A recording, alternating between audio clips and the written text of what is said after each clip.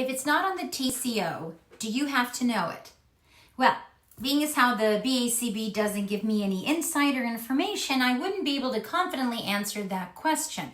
But I have been in exam prep for a long time, and I do spend my time investigating these things, and it's my job to disseminate this information to you all.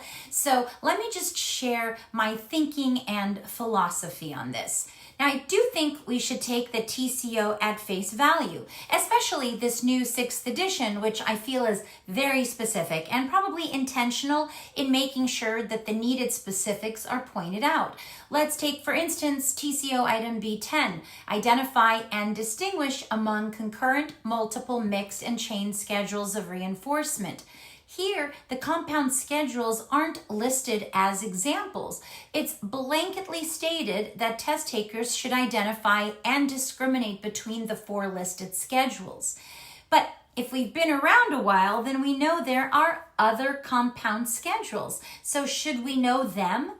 And what I've decided is that when it's specific, like this item, then we should only focus on what is listed.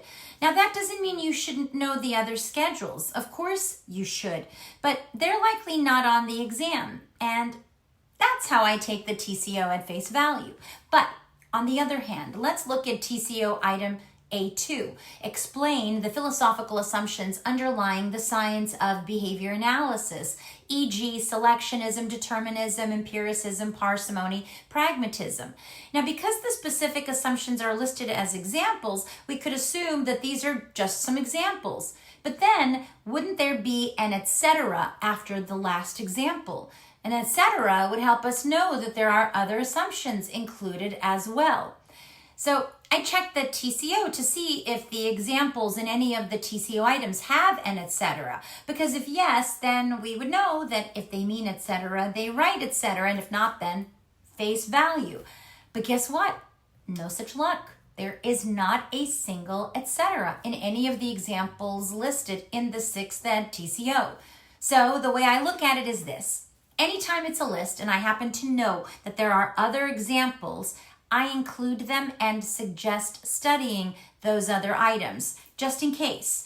And so the takeaway for me, I treat the example lists as having potential etceteras if and when that makes sense, like with A2.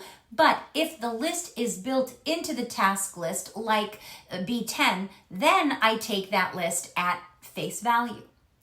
I hope that helps.